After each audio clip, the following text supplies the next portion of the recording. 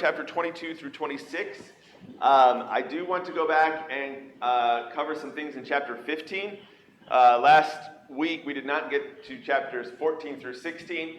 I'm okay not going back to 14 and 16. There's good things there, but mostly things we've talked about already. I do want to cover some things from chapter 15 because I think there's some things that are very valuable there, some things that are very relevant to discussions that people have today.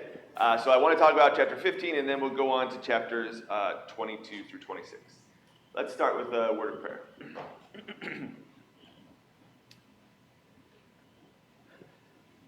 Almighty God, our glorious Father, we praise you as we come together this morning to worship you, and now in our class we praise you for your great word, for the wisdom that you show in your law, in your word, in the blessings and the promises that you've given to your people and that you give to us. We're so grateful to all these, for all these, and we ask that you'll be with us as we study together this morning. In Christ's name we pray. Amen. Amen.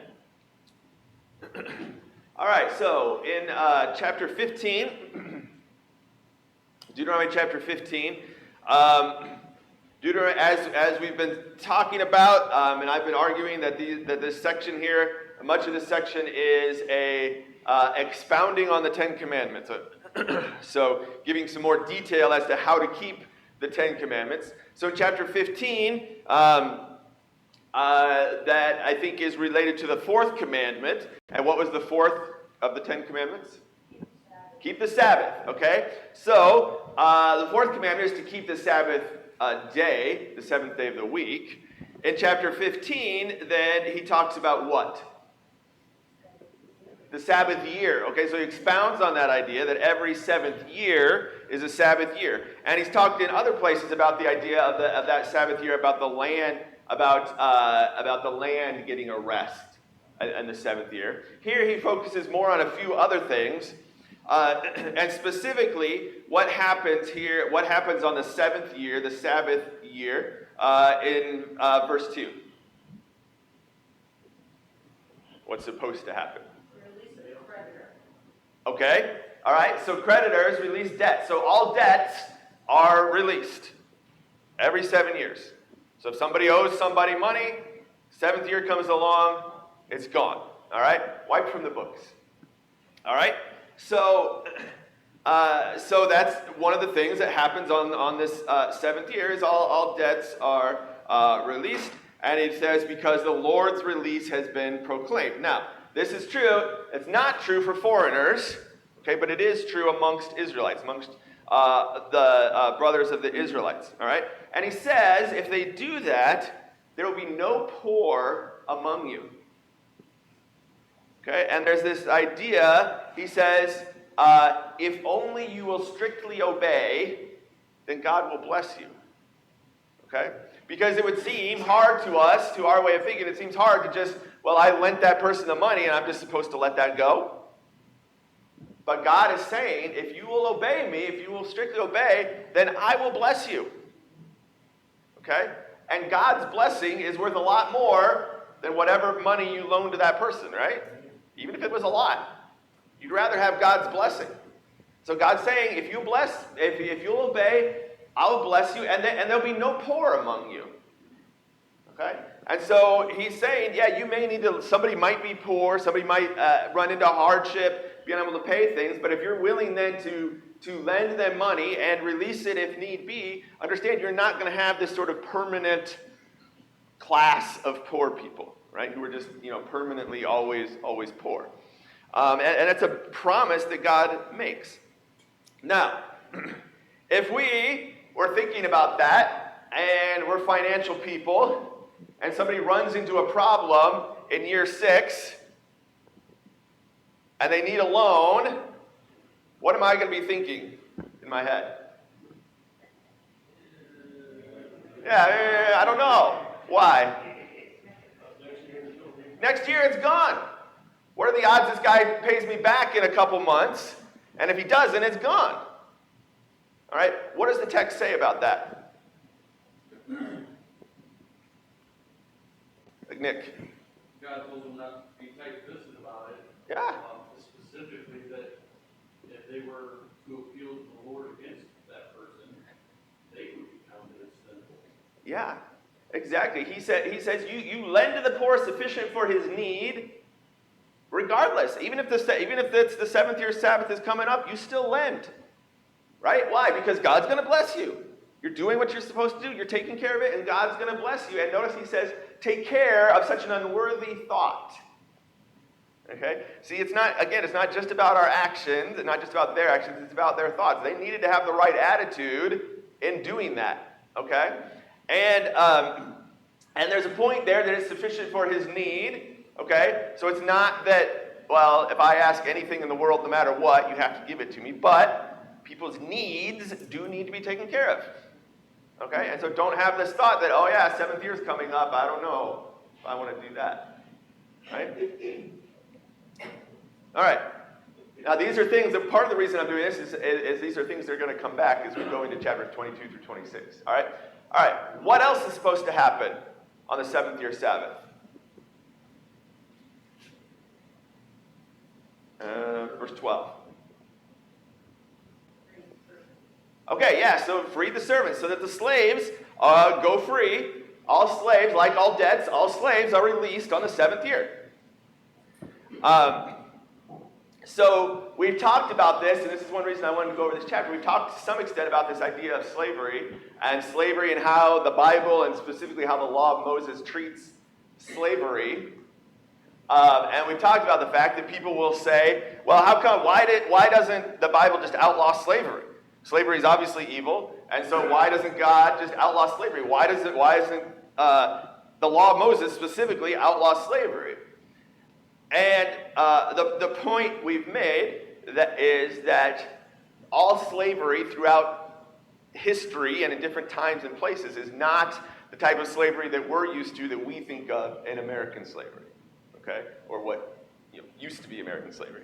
So we have a certain thing that comes to mind because of our history, but not all slavery throughout time has been like that. Much of having slaves throughout history was basically an economic thing. Okay, and it was the system that has been in place, and that doesn't mean it was a good or bad system, but it was the system. And so God doesn't completely ban all forms of slavery, but with any form of slavery, there is going to be the high likelihood or to take advantage of that system. Okay, anytime you have someone who is a master over a slave, there's an opportunity there to take advantage of that person. And so what the law of Moses does is it puts all kinds of laws to protect the slave. Okay, so the slave is treated as a person. They're still a person. They're still a human that you are supposed to treat in the right way. And so the law of Moses puts all kinds of laws around that. And specifically, one is that people are not permanent slaves. So even if someone becomes a slave, the most they could be a slave is for 7 years. And then they're let go. All right? Now, he goes on, though. He says, when you let them go on the 7th year, what happens? Nick. He said not to send them away empty-handed, but to give to them liberally. Yes. So they may have enough to eat. Yes, okay. So you don't send them away empty-handed. You send them with furnishings. You send them with food, with wheat, with grain, with animals, with livestock. In other words, when you release them, you're not just going to release them empty-handed and now they're just kind of out there fending on their own with no money, no way to support themselves. You send them with the means, the furnishings, that they can take care of themselves. So not only do you send them away, God here is being very generous to the slave. Okay, that you send them away with that. And then here's the point, and then he points out in the middle, at that point, the 7th year, some of the slaves may not want to leave. Okay? And so he says some might say, verse 16, if he says to you, I will not go out from you because he loves you and your household, since he is well off with you. Right? So again, throughout history in different times and places, slaves might be very well off. And that's been proven. We can see that in history. There were wealthy slaves. There were powerful slaves. And so they might want to stay. And so they can. And so God, again, isn't outlawing that because this system might actually be a good thing.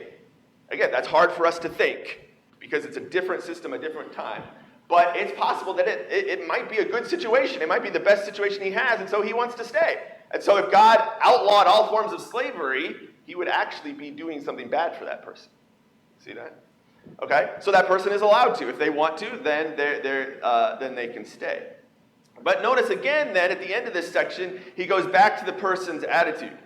Right? In verse 18, it shall not seem hard to you when you let him go for free. Because again, that's the way we would tend to think. Oh, I'm just letting this guy go. Maybe he hasn't worked off his whole debt yet, and I'm just supposed to let him go. And God says, yeah, you shouldn't seem hard to you.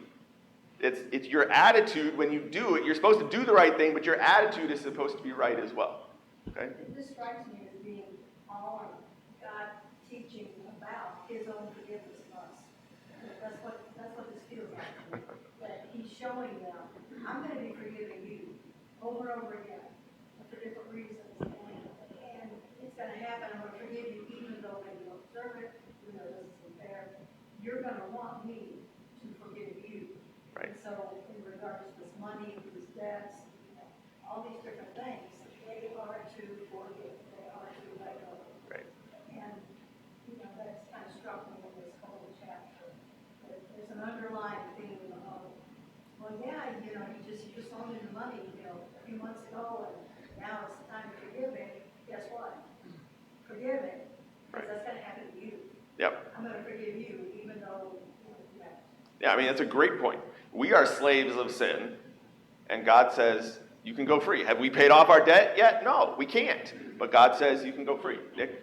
It was a reminder in verse 15 about their slavery in Egypt, how they were free from that. Yes. And not only were they free from that, when they left Egypt, they didn't leave empty-handed. So a lot of these things that he's showing them is for humility and a reminder of what he's already done for them. All the promises that he's making.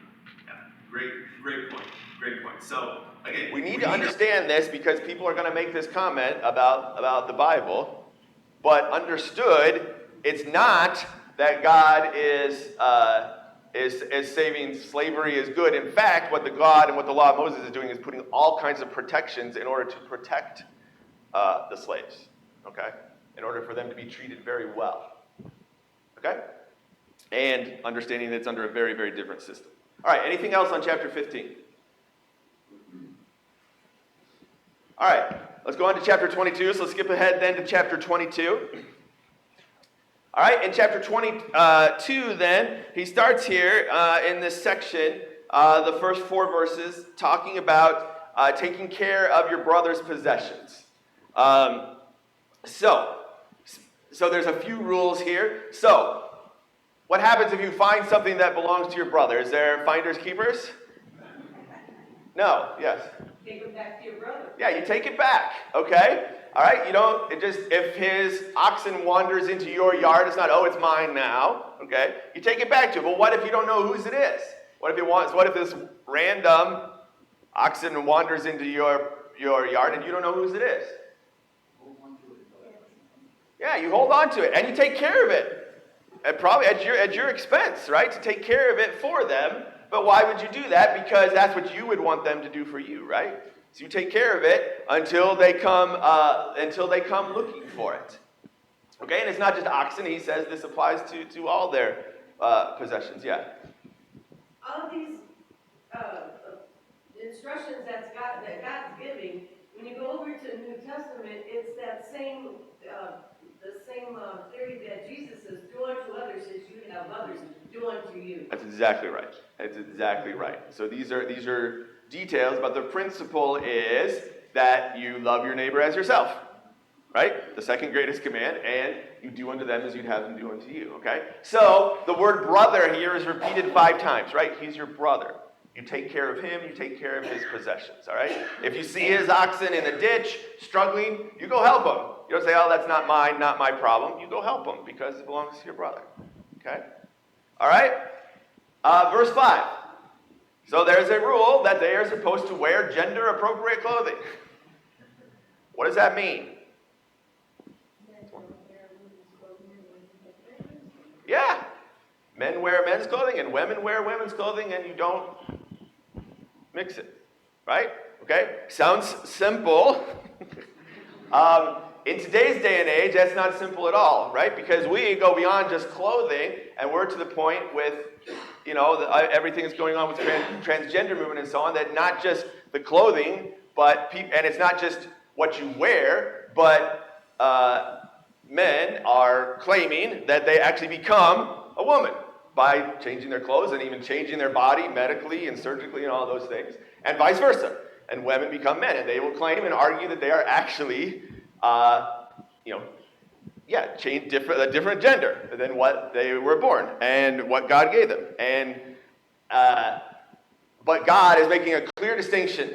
All right, so there's always a clear distinction that there's men and there's women, and He calls it an abomination. So what we would call cross-dressing, He says it's an abomination because there's a distinction, and so it's supposed to look like a distinction.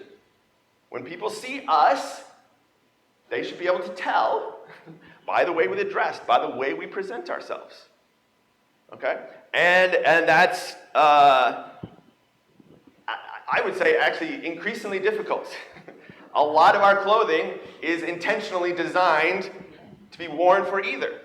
And I'm not saying that, it's a sin if you wear something, everything that, the other gender could wear, but that's very intentional in our society, and we need to be able to, when people look at us, to know what we are, male or female, okay? And so that was clear in the law, and I think it's a principle that carries over, that has been through all time, because that's the way God made that distinction from the beginning, right? This didn't start in the law of Moses. This is from the way God created male and female, right?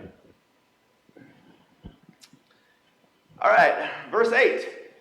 There's a rule, and again, we're not going through every single law. We're going through it quickly, so I'm picking and choosing which ones we're going to focus on. Hopefully, again, you studied at home and you're looking at all of these laws. They're all important, but we're just kind of picking and choosing which ones we're going to talk about. Verse 8, build a parapet on your roof. Okay, so a parapet is just a wall or a railing along the edge of the roof. Why? Yeah, okay. So they're in a time when they would actually spend time on the roof, okay? So the roof was part of the house, part of the dwelling. They would go up there, okay? And so in that case, you're responsible to consider your brother's safety. So put up a rail up. You know you're going to be up there. You know your brothers might be up there. So it's your responsibility.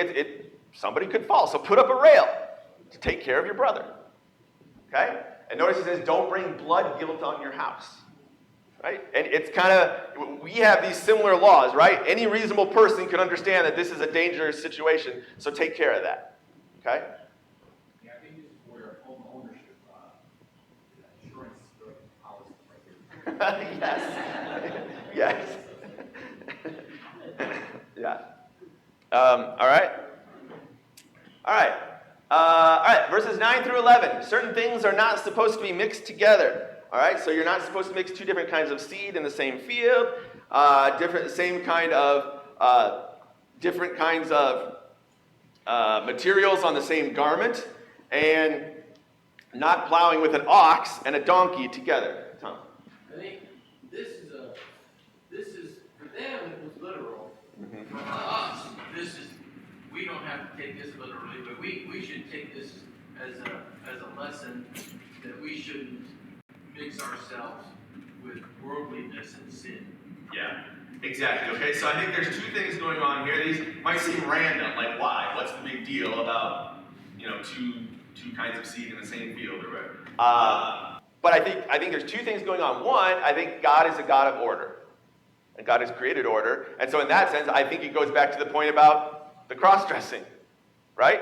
God is a God of order. God created male and female, and so we are supposed to respect that, okay, and live that way.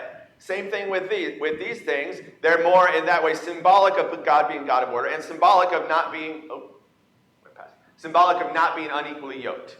Okay, so the New Testament is going to be talked about being unequally yoked with an unbeliever. So if you have, and I think it's referring back to this exact idea, you have an ox and a donkey, right? Those are different things. They shouldn't be yoked together to plow. That's not going to work. and that's the way we should live our lives in dealing with unbelievers. Okay? So a lot we could talk about there, but understand the symbolism, understand the point that he's trying to get across. Okay?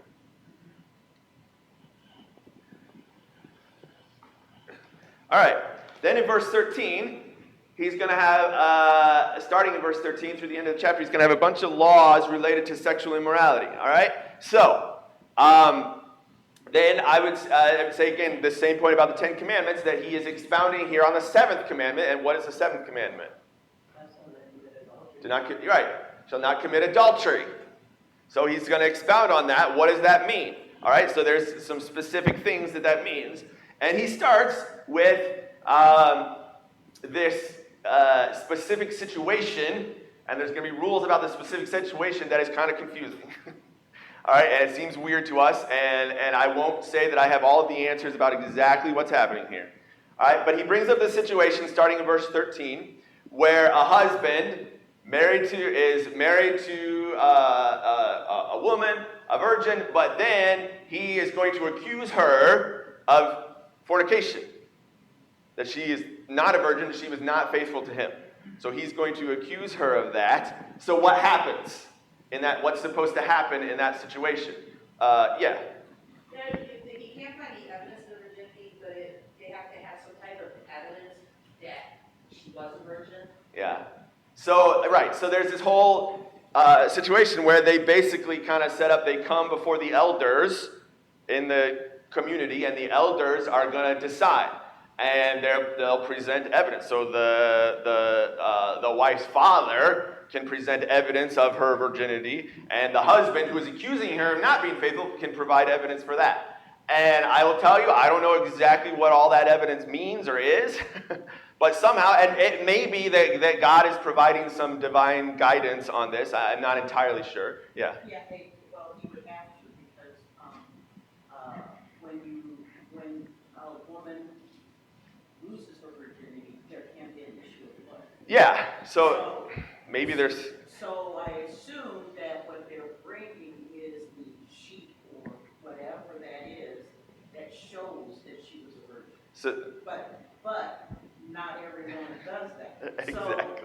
So it would have to be God's own, showing of that. I agree. I think somehow God is helping make this determination, but it's being made by the elders, okay? So somehow they come to this, they make a determination. Either the husband is lying about this situation and accusing her falsely, or she really has committed this fornication, okay? So what happens then if the husband is lying? If it's not true, if his accusation is not true, what happens? Okay, restitution. What else?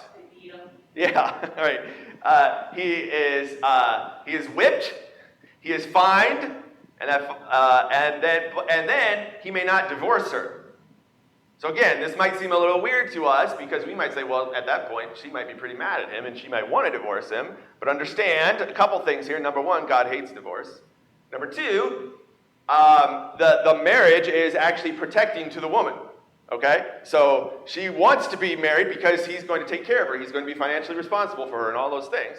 And so the whole point here is that the husband in this society, in that time, the husband can't just say, I'm tired of her, I'm going to accuse her of being unfaithful, and and that's it. I get to say bad things about her and put her away, and then I don't have to take care of her anymore. No. You can't have the man just say these bad things about her, and then everybody believes it, right? Because he's brought a bad name, the text says. He brought a bad name upon his wife, okay? So it's his fault, and he has to pay restitution for trying to do that. And in this culture and at this time, once she had been married, once he brought this bad name on her, she was no longer eligible to be remarried again. Exactly. And if her parents died, she had no one or anyone taking care of her at all. Exactly. So again, the text all seems weird to us, but we understood what's going on here is God is protecting the woman in this situation from the man just being able to give an unfounded accusation. Okay? But what happens if it's true? If it's actually true, that she has been unfaithful, then what? Stoned to death. Okay, and again, that might be harsh to us. Remember, the basic rule is that a person is supposed to be put to death for adultery anyway. Okay, so if it's true, then she is stoned and she's put to death. Purge the evil from your midst. The same thing he's been saying. Okay? All right. So then he goes on. Verse 22. He lists what happens. What's the general rule if a man and a woman commit adultery? Stoned. Both of them. They're both supposed to die. Okay? That's the general rule. The basic rule. If a man and a woman commit adultery, they're both supposed to be stoned. Put to death. All right? But then he's going to get into a few specific situations related to that. All right? So there's a few situations and exceptions that apply where you may not have, always follow the general rule. All right? And specifically, these situations are going to be related to what if it's an assault situation? What if it's a rape situation? Okay? So should they both die when it's a rape situation? And so he's going to get into that. All right? So the first thing is, in verses 23 and 24, you have a betrothed virgin and a man, and they commit fornication in the city. All right, so you have a betrothed virgin. So she's not married, but she is betrothed to someone else. Okay? And they commit adultery in the city. What happens? They're both stoned to death. All right, so you follow the general rule. But the point he's making is, he points out, she did not cry for help. So they were in the city. So she might say, for instance, well, he assaulted me. He forced me. But then the point is, well, you were in the city where lots of people could hear. If she had cried for help, someone would have come and helped and stopped it. She didn't do that, so the assumption is she was, I guess, consenting, to use our terminology. Okay? And so you follow the general rule. They were both involved. They were both complicit, and they both have to die. Okay? But the same situation, same thing, the betrothed virgin and a man in the country. Now what's the rule?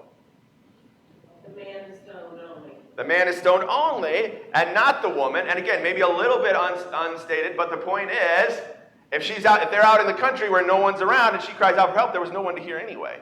And so the assumption in that case is it was a rape or an assault. He forced her. And so she shouldn't die when he forced her. Okay? And then the last situation here is an unbetrothed virgin and a man. So, okay, so this is just a girl. She's not betrothed. She's not married. She's not betrothed. Okay? And then what happens? Yeah, okay, so basically the man has to pay the dowry, and he has to marry that woman, and he's not allowed to divorce her. Okay? And again, why? The point you made earlier is, at that point, she's not going to be able to marry anyone else. All right? She was unbetrothed, but she's not going to be, in that culture and that time, she isn't going to be able to marry anyone else. She's not going to have anyone to support her, to take care of her. So instead of following the general rule where the man would die, that's actually worse for the woman. So that doesn't mean it's okay what happened here, but the situation, the result is different because it's actually bad for the woman if that man dies. What's better for her is if he has to marry her, take care of her, and he's not allowed to divorce her. Okay? Does that make sense? So again, this is culturally a very different way of thinking, but the point that we need to understand is that all of these rules are designed to protect the women. And that might not be obvious to us because we think very different culturally. But understood, the rules understood in the cultural, God is protecting the people who are vulnerable. And in this case, specifically the women. Again, people have all these ideas about the law of Moses because we think very different and we have a very different time and culture. And people have all these ideas that the law of Moses is, that was a patriarchal time and that God is, unfair to women. It's honestly the exact opposite when you understand it properly. God is actually protecting them. Comments? Mark? Well, this reminds me a lot of the Gospel of St. John, chapter 8, of women's conflict culture. Mm-hmm. I think that chapter 8 is the idea of the law being passed down. And we're Pharisees. I mean, you know the story, trying to trap Jesus, but yet they forgot about the men. I mean, there was some women who were out to be humiliated and everything else. And Right. You know, Yeah, and I think that's a good point. I think because, again, the same point I'm making, to understand these New Testament stories correctly, we need to understand the law of Moses. Okay? And understand that story where the woman was brought and caught in the act of adultery. Well, if she was caught in the act, that means the man was caught in the act as well, but the only one they brought was the woman. And the rule is they both should die. So why did they only bring the woman? So I think that explains a lot of Jesus' reaction to that situation. Okay? Where he's more focused on talking to them, okay, and then he focuses on talking to the woman. But he starts by talking about their attitude and their heart, right? Good. All right, moving on, chapter 23. So chapter 23 starts with certain people who are excluded from the assembly, and I think the assembly here then is the assembly at the temple. Okay, coming, or I guess at this time to the tabernacle. There are certain people who are excluded from the assembly, and who is that? Anyone born of a forbidden union. Okay, so children of adultery or forbidden union. All right, who else? Okay, no Ammonites or Moabites. All right, and those with crushed organs. And certain people are not allowed to come into the assembly. Now, it doesn't mean that these people are per se themselves sinful, but they're not allowed to come into the assembly, okay? And he makes a specific point here about the Ammonites and the Moabites, specifically related to the Moabites, that they were the ones who tried to curse the people with Balaam. And so God is remembering that and saying, this is what they did, and so God is basically placing a curse on them. Okay? Doesn't mean they can't be part of Israel as a group. They can't, but they can't be part of the assembly. All right, and the point is, those people, the Moabites, tried to curse God's people, but God turned that into a blessing for His people, and then He turns around and curses the Moabites. Okay, see that? So we've talked about that. Remember back in Numbers 22 through 25. Okay. And then kind of a similar point, but not the exact same, but a little different.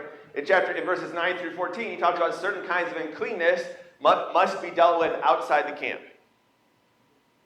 All right, so again, this doesn't mean that people in these situations that he's going to talk about here did anything sinful, okay? But they are, for certain reasons, unclean, and so that uncleanness has to be kept outside the camp until they can wash, and that might be just the evening. Right? It might be that very evening. Now they can wash and come back in the camp, but while they're unclean that day, they have to be outside the camp. I thought it was real interesting in verse 7, he said, you shall not detest an Egyptian. Mm-hmm. Okay. Yep. Because you were an alien in his land. And, that kind of took me, I'm thinking the Egyptians, they were so, cursed by God and everything about he was free from them. But why he chooses to, he said, an Edomite and an Egyptian. Yeah, so there's sort of a different rule. Edomites and Egyptians, who, again, we skipped over that, but Edomites and Egyptians have this kind of middle ground rule where they can come into the assembly, but only to the third generation. So I guess if your great-grandfather was an Edomite or an Egyptian, then you can come into the assembly. So yeah, Edomite because he was a brother, and Egyptians because they were a sojourner in that land. I mean, that's God's rule, yeah. Can you expound on what they mean by the assembly? Okay. So I believe, so there's a couple possibilities in my mind anyway. I didn't do an exhaustive research on it, so other people might have other ideas. I think there's one, so there's specific times when you look at the feast, there were 3 specific feasts that all the men were supposed to come from all of Israel to the place of God's choosing, so which would be Jerusalem once David made it Jerusalem. So all the men at the 3 designated feasts were supposed to come to assemble for those feasts at Jerusalem. So that's one idea. The other idea, I think, is just the general worship and the offering of sacrifices that's going on at the tabernacle or the temple when it becomes the temple. So that I don't believe that it means the assembly, the entire of the people, the entire of the Israelite people, okay? Because notice, and specifically because then verses 9 through 14, he talks about these things that happen outside the camp. So those are outside of where the people are camped. So I don't think it means these people in verses 1 through 7 can't be a part of the camp, but they can't come to the assembly.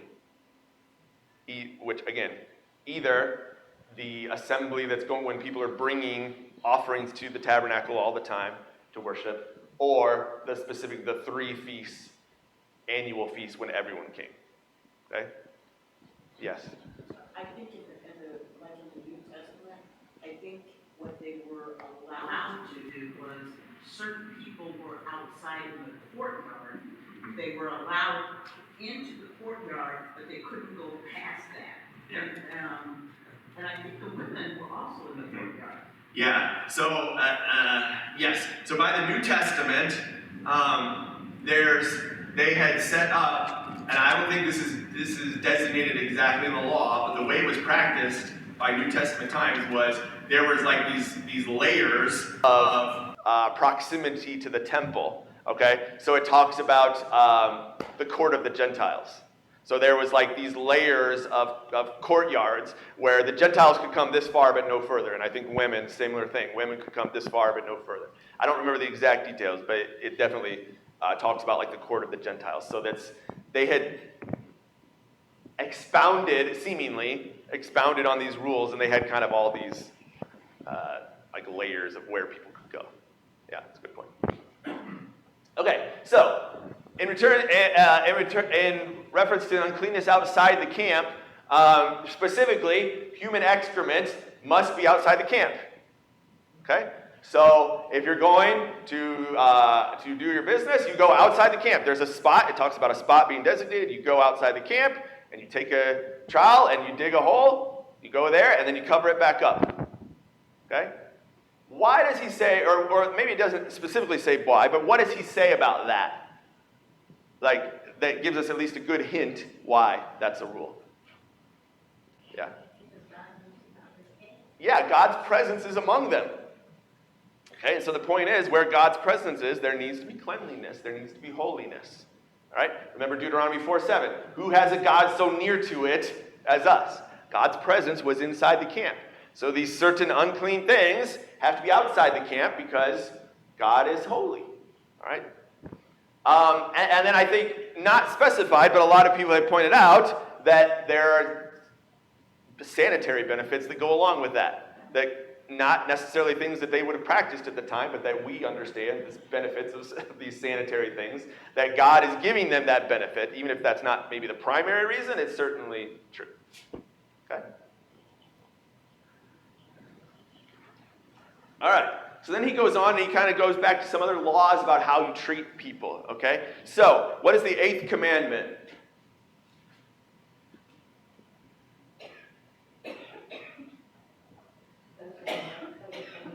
Not yet. No, not yet. I'm sorry? No? Steal! Good, all right. We'll get there eventually. 5th time's the charm.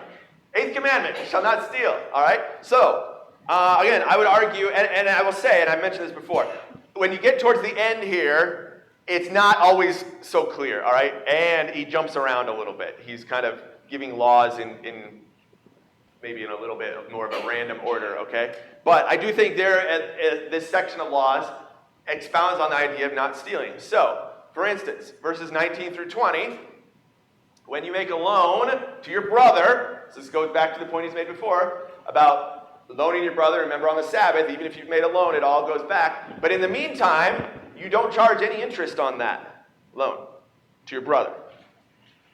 Right? In other words, to another Israelite. You don't charge any interest. And again, the same idea from the Sabbath that he talked about, that the Lord may bless you.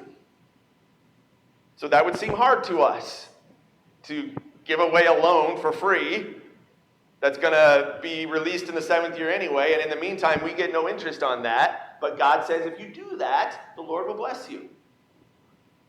All right? And it's the same point that, we see this idea, and this is why I relate to stealing, that we see this idea that all around us in our culture, this predatory interest. What do I mean by that? I mean interest that's extremely high.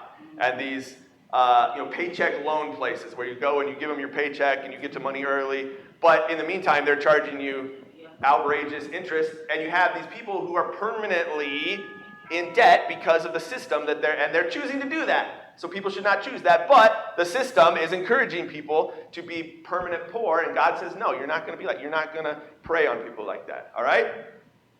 Verses 21 through 23, if you make a vow, you have to keep it. And he specifically says God requires it. So the point is, if you make a vow, at that point, whatever you vowed belongs to God. If you make a vow to God, whatever you vowed belongs to him. And so you have to keep it. And if you don't give it to him, it's like stealing. It doesn't say that, but I think that's the extrapolation, right? It belongs to God. Now, you can always not make the vow.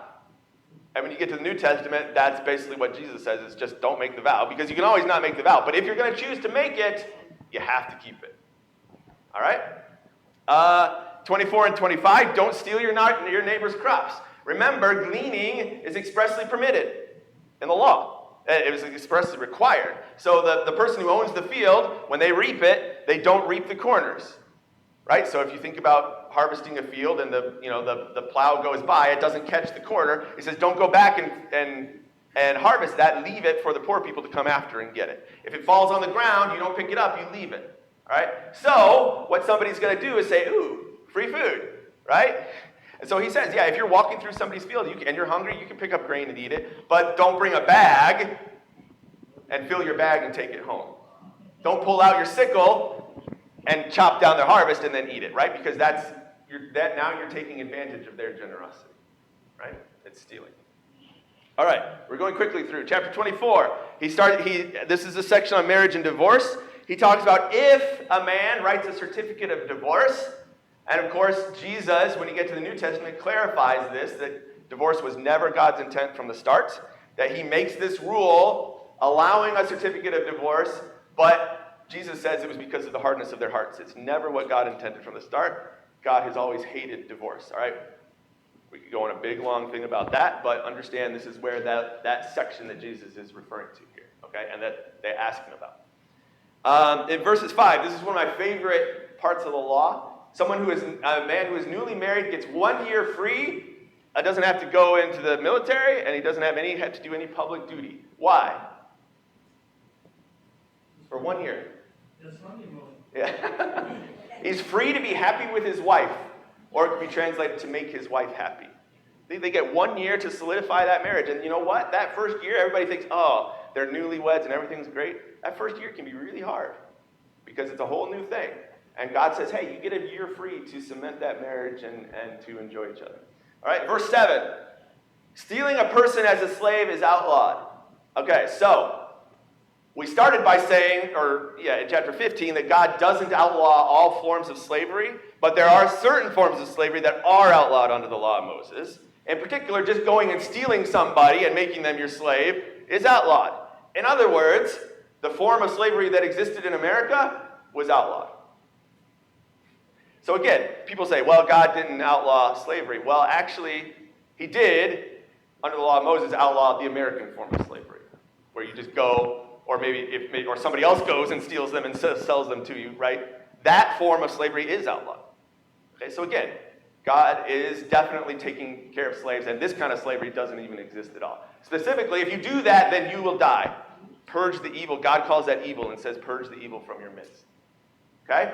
Verses 8 through 9, I'll go through that. Chapter 24. So there's a whole section here on taking care of the needy and different ways to take care of people who are oppressed, who are vulnerable. So, verse 6, don't make a pledge of someone's livelihood. So he says, if you loan somebody the money, don't take their millstone as pledge for that loan. Why? Because they need that millstone to make food and to have a livelihood. So you're taking a pledge of what livelihood. So again, you're creating this sort of permanently poor person. Okay? Don't keep a pledge coat overnight. So if I loan you money and you give me your coat, say I'll take my coat back when I pay you back. Don't keep it overnight, because then you sleep in the cold. God says don't do that. Don't take a pledge of their coat overnight. Don't keep their wages overnight. We've talked about this. If you've said you're going to pay them, you pay them that day, because they need that money to buy their daily bread. So don't think, I'll just pay them in the morning, because then they don't eat that night. Everyone deserves justice in court, regardless if you're poor or social status. When you're in court, everyone deserves justice. Okay? Leave some of the harvest for gleaning. We just talked about that. And he says again, remember, you were a slave in Egypt. He says that a lot of times about these laws. All right. Chapter 25 has here's the verse 4 about don't muzzle an ox while it treads out the grain. 1 Corinthians 9 talks about that. And again, I've mentioned 1 Corinthians 9. Is it oxen God is concerned about? No. And so the point is, when we look at these laws, we should be looking at the principle, right? We can get stuck on focusing on why is he talking about an oxen here, but the New Testament is making a whole point about paying preachers, about paying elders, okay, and taking care of people who do work for you, okay? It's not really about the oxen, it's about people. All right, levirate marriage law, we don't have time to go through this. I think we know this somewhat, that if a woman's husband dies, that husband's brother is supposed to step up and marry the woman then. And there's a whole lot of laws about these. If that brother is unwilling to do it, they're supposed to be publicly shamed. Okay, in public, she takes off his sandal and smacks him with a bit, and then from then on, he's known as the person who got smacked with the sandal. Why? Because he wasn't willing to do it. Okay? So this law, number one, is it's in the importance of the inheritance. It says that his name not be blotted out. So when God, they're supposed to keep that, and this is a way to keep it in the family, to keep the inheritance in the family. And the second thing is, again, it's protecting the widows. She's not going to be left uncared for. She's going to have this system so that they will be cared for. All right? Okay, you have to use fair weights and measures. You can't have a heavy weight and a light weight. So when someone comes to you to sell their grain to you, you use the light weight, and it looks like they're selling less. And then when you go and take that same amount and sell it to someone else, you use the heavy measure, and so you get more for it. God says that's unfair, it's dishonest, don't bear false witness. Okay? One of the laws, do not lie, don't be dishonest. All right? When you come into the land, bring the first fruits to the place God chooses. This is chapter 26.